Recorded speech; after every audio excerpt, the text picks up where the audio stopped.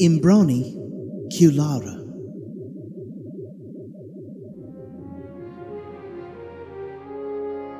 Gadans were about 30 centimeters long, fully grown, and it took a whole pack of them to bring down even a Merle calf.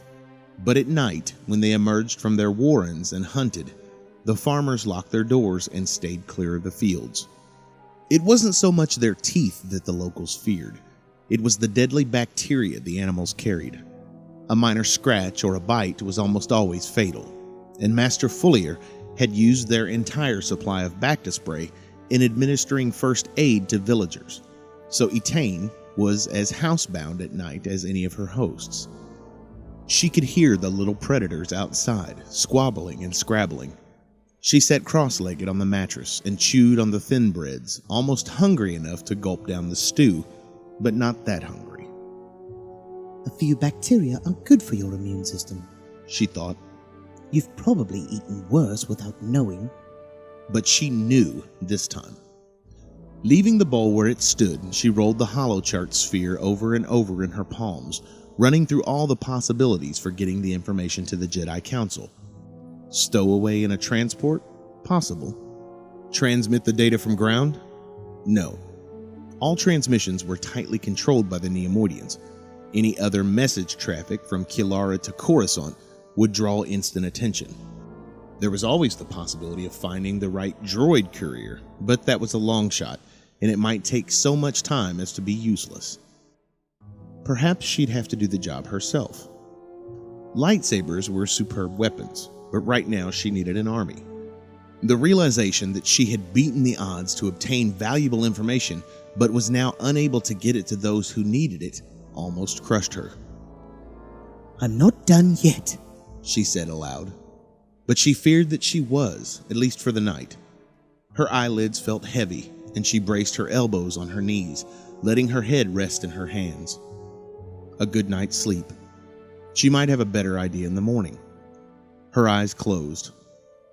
Images of Coruscant, her clan practicing passing a ball by thought alone, a nice hot bath, food she trusted to be clean. Then, suddenly, every fiber in her body leapt at once. Heart pounding, Etain thought at first that she'd had one of those half-dreams of falling that sometimes came when she was dozing off. But now she was fully awake and knew that she hadn't. Something had changed. Something in the Force had been altered, and forever. She jumped to her feet, suddenly clear what it was. She needed no training or education to understand it. Every instinct coded in her genes cried out. Something, someone was gone from the Force. Master, she said. She had suspected he was dead. Now she knew he was. And she knew it had happened right then. It was impossible not to wonder how and where, but she knew enough about the Neimoidians' hired muscle and their techniques to guess. Ignoring the ever-present Gadans, she went to the barn door and swung it open. It was an act of helplessness. There was nothing she could do, now or ever. Something rustled in the grass. It was a solitary something, and it sounded larger than a Gadan. She noticed for the first time that the constant snuffling and squabbling of the Gadan packs had stopped. They'd gone. Etain felt for her lightsaber just in case.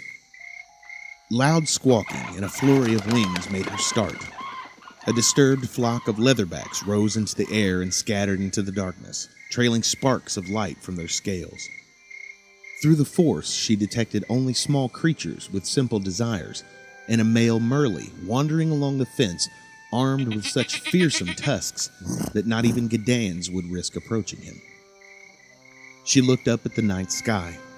It appeared unchanging, constant, but she knew it never was. They're coming. She thought she heard the old woman's voice.